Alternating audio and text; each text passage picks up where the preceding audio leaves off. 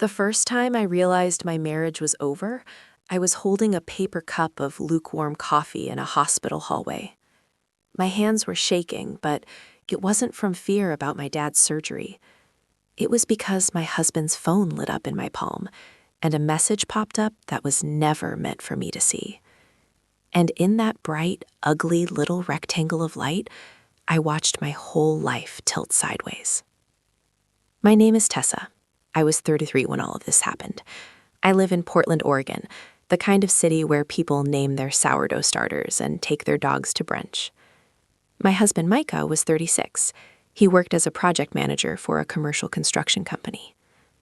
I'm a speech therapist in a public elementary school, which means my days are filled with tiny voices and big feelings. Micah and I had been together for 8 years, married for 5. We weren't the couple that posted 1,000 photos online, but we were steady. Or at least I thought we were.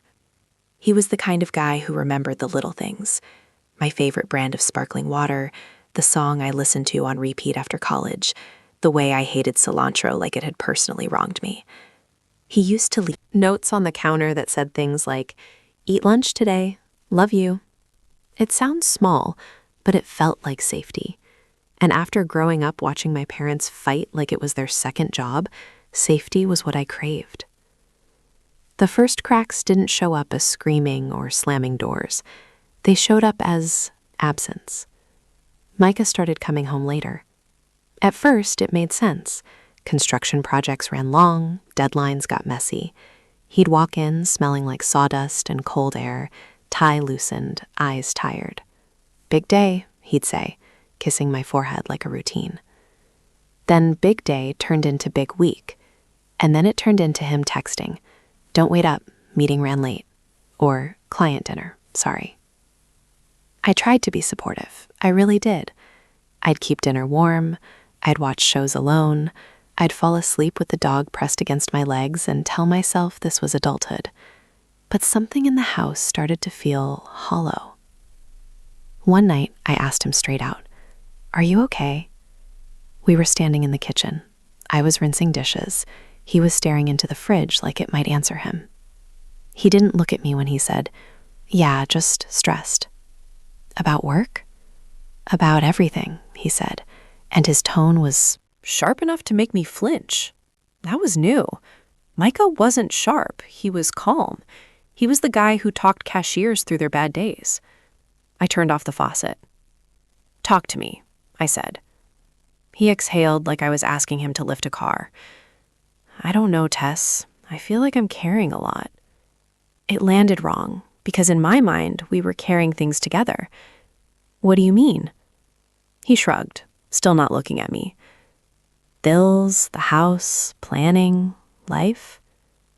I waited for him to say we. He didn't. That night, I lay awake replaying his words like a broken voicemail. Carrying a lot. As if I was a backpack he didn't want to wear anymore. A few weeks later, my dad had a health scare.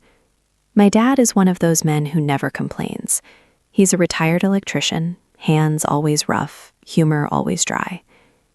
When he told me he needed surgery, I didn't hear the details. I just heard hospital, risk, fear. I called Micah from the parking lot outside the school after my last session. "Can you come with me to the hospital tomorrow?" I asked. There was a pause. "Tomorrow's hard," he said. "We've got the city inspection." "My dad is having surgery," I said, trying to keep my voice steady. "I know," he replied. "I'm just saying tomorrow's complicated. Complicated." The word made me feel like I'd asked him to help me move furniture. I swallowed and said, "Okay, just try. I'll try," he said. And then he added, "I love you," like it was a bandage. The next day, he did show up, but he arrived an hour late, wearing a wrinkled button-down and looking annoyed at the world. "Traffic," he muttered, like the highway had personally betrayed him. I hugged him anyway, because I needed to believe he was still my person. We sat in the waiting room, and he kept checking his phone. Not texting, not calling, just flipping it over, then flipping it back, like he couldn't let it be still. At one point, he stood up. "I'm gonna grab coffee," he said. "Can you bring me one?" I asked. "Yeah," he said, already walking away. When he came back, he handed me a coffee without sugar, even though I always took sugar. I stared at it. "You forgot," I said softly. He blinked like he'd forgotten what a coffee even was. "Sorry," he said. "My head's not here." And he wasn't wrong. Around midday, my mom went to talk to the surgeon.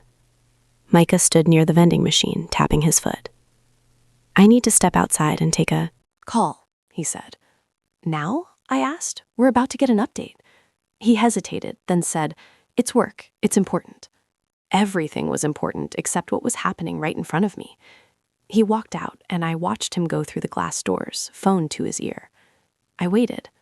10 minutes, then 15. My mom came back, face pale, and said the surgery was taking longer than expected. I looked toward the doors again. Micah wasn't there.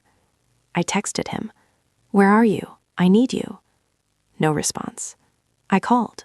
It went to voicemail. I stared at my phone, feeling something dark bloom in my chest that had nothing to do with my dad. Then, an older man across the room coughed, and I realized I was clenching my jaw so hard it hurt. An hour later, Micah finally came back in. He looked flushed, like he'd been running. "Sorry," he said quickly. "It turned into a whole thing." I didn't have energy to argue. I was tired in my bones. "Okay," I said. He sat down beside me. Then his phone buzzed on his thigh. He glanced down fast, then flipped the screen face down. And it was small, so small, but my body registered it like a fire alarm. "Who was that?" I asked. "Work," he said. I didn't say anything, but I watched his hands. His fingers were trembling, just slightly, like he'd had too much caffeine. "Let me see," I said. He looked at me, and for a split second, I saw panic. "Tess," he warned, low. I held out my hand. "Let me see your phone." He didn't move. I heard my own heartbeat in my ears. "Micah," I said, quieter. "If it's just work, show me." He swallowed. Then, like a man stepping off a ledge, he handed it over. I didn't go digging. I didn't search. I didn't open his apps like some detective in a movie. I didn't have to, because the screen lit up with a new message right then. A name I didn't recognize, Jenna C. And the message preview said, "Are you coming back tonight? I hate when you leave right after. It makes me feel like a secret." My vision went blurry. I read it again, then again. My brain did that thing where it tries to find a harmless explanation, like it's scavenging for oxygen. Maybe Jenna was a coworker. Maybe this was about a surprise party. Maybe leave right after meant leaving a meeting. But my body knew the truth before my brain could catch up. I looked up at Micah. His face had gone gray. "Who is Jenna?" I asked. His mouth opened and closed once. Like he couldn't find the right lie fast enough. "Tessa," he said, "not here." "Not here?" I repeated, my voice rising. "My dad is in surgery and you're worried about not here?" People turned to look. I didn't care. "Who is she?" I demanded again. His eyes flicked around the waiting room, like he was afraid someone might recognize him. Then he leaned in and said, "Can we please go outside?" I stood up so fast my chair scraped. "Fine," I said. "Let's go outside." In the hospital hallway, the air felt colder. Micah grabbed my elbow like he was trying to keep me from exploding. I yanked away. "Don't touch me," I said. He raised his hands like I was a wild animal. "It's not what you think," he started. I laughed once, sharp and ugly. "It's exactly what I think," I said. "She hates when you leave right after. She feels like a secret. How many secrets do you have?" He stared at the floor. That silence was an answer. My throat tightened. "How long?" I asked. Micah swallowed hard. "A few months," he said. A few months. Like it was a work project. I pressed my fingers to my temple because I thought I might actually pass out. "Why?" I whispered. He looked up then, and his eyes were, "I didn't plan it," he said. "It just happened? Nothing just happens for a few months, I snapped. He flinched. I realized in that moment that he expected my anger to be manageable, that he expected me to cry and then forgive him, like this was a mistake you could fix with flowers. But something in me shifted. "What is it?" I asked. "What did you tell yourself to justify it?" Micah's voice broke when he answered. "I felt behind," he said. I blinked. Behind? He nodded quickly, like he wanted me to finally understand. "Everyone at work is moving up," he said. "They're buying bigger houses, taking trips, having kids." We'd been trying for kids. Not aggressively, but hopefully, and then quietly, and then not talking about it at all. Micah kept going, words spilling out like he'd been holding them in a box. "I felt like I was failing," he said. "And then Jenna, she's in finance, she made me feel like I wasn't stuck." I stared at him. "So you cheated because you felt insecure," I said slowly. He winced. "It wasn't like that." "It was exactly like that," I said. "You wanted to feel powerful, so you betrayed me." His face crumpled. "I didn't mean to hurt." "You," he whispered. And that was almost the worst part. Because he meant it. He truly didn't mean to hurt me. He just meant to do what he wanted, and he assumed I would survive it. My phone buzzed then. A text from my mom. "Doctor says he's stable. They're closing him up now." Relief flooded me so hard I almost cried, but it mixed with heartbreak, and I felt like I was being ripped in half. "I'm going back in there," I said, voice shaking. "You can stand outside and figure out what kind of person you are." Micah grabbed my arm again. "Tess, please," he said. "Don't do this right now." I pulled away. "I am doing it right now," I said, "because you brought it here. You brought her into this day." His eyes widened, like he finally realized the size of the damage. "I'll end it," he said fast. "I swear, I'll end it." I looked at him. "I'm not negotiating for basic respect," I said.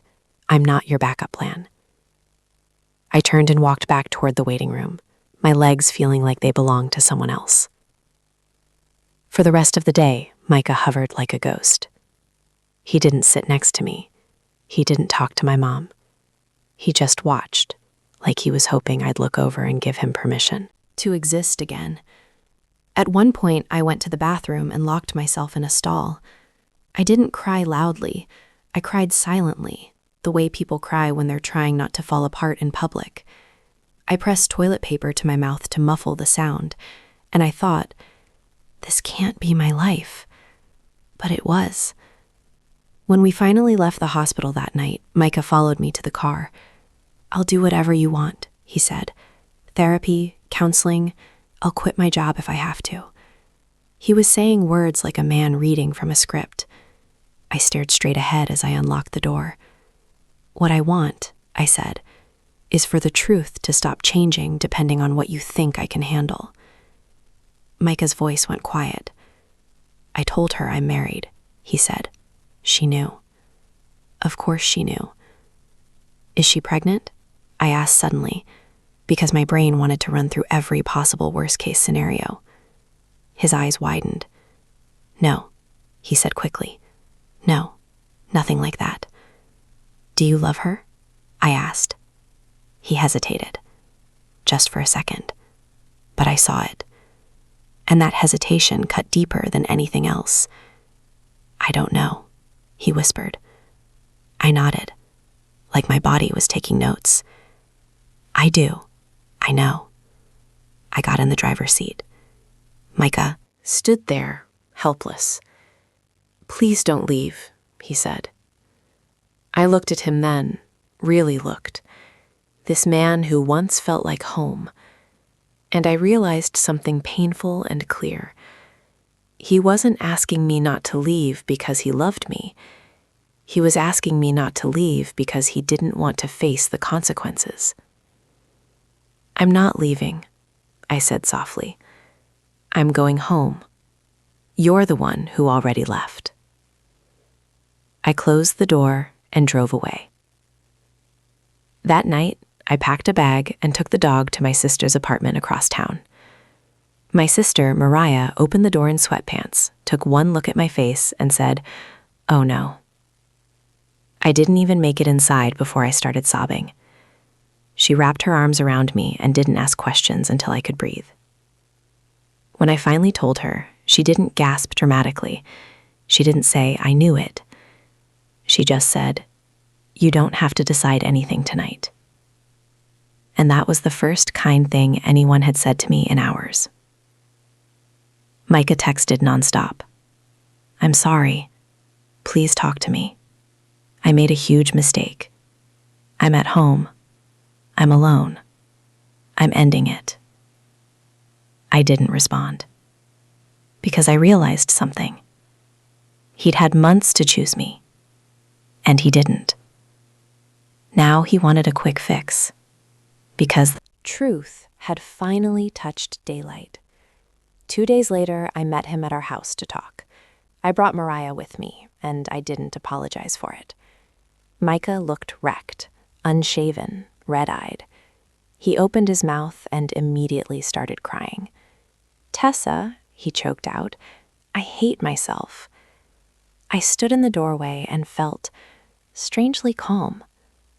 "I need you to tell me the whole truth," I said. "All of it, not the version that makes you look better." He nodded, wiping his face. "It started after I got passed over for a promotion," he admitted. "I didn't tell you because I was embarrassed. Jenna noticed I was off. She asked questions. She listened." I stared at him. "So you gave her what you stopped giving me," I said. He flinched again. "I felt like you had your life together," he said. "You're good at what you do. You're respected. And I felt like I was just struggling." I let out a slow breath. "And instead of talking to your wife," I said, "you found someone who made you feel bigger." Micah nodded, tears dripping.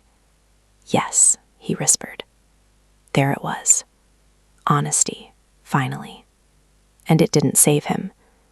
I walked through the house, looking at the life we'd built. The couch we picked out together. The framed photo from our honeymoon in Charleston.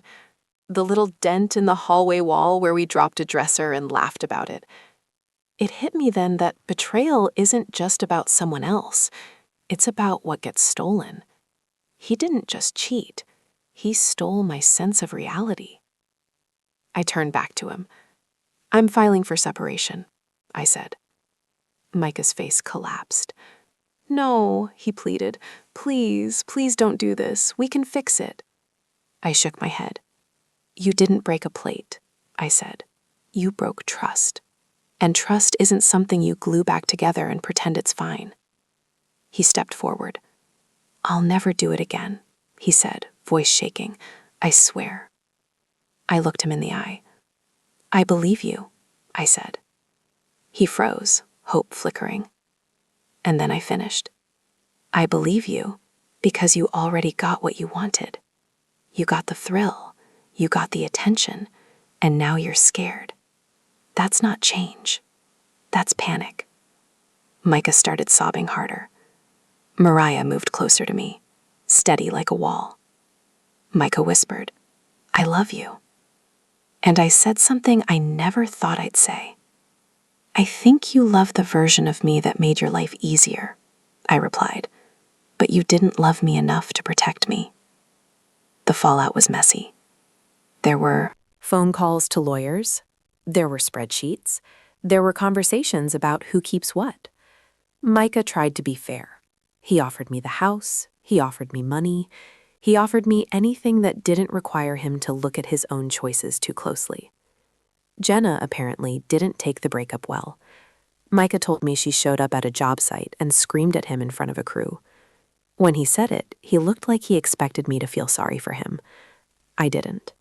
I felt tired, I felt like I'd aged 10 years in a week. 3 months after I moved out, my dad recovered enough to come over for dinner at my sister's place. He sat across from me, fork in hand, and said, "You okay, kiddo?" I tried to smile.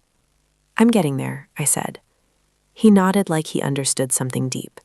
Then he said, "You know, when a wire shorts out, you don't keep touching it hoping it stops shocking you."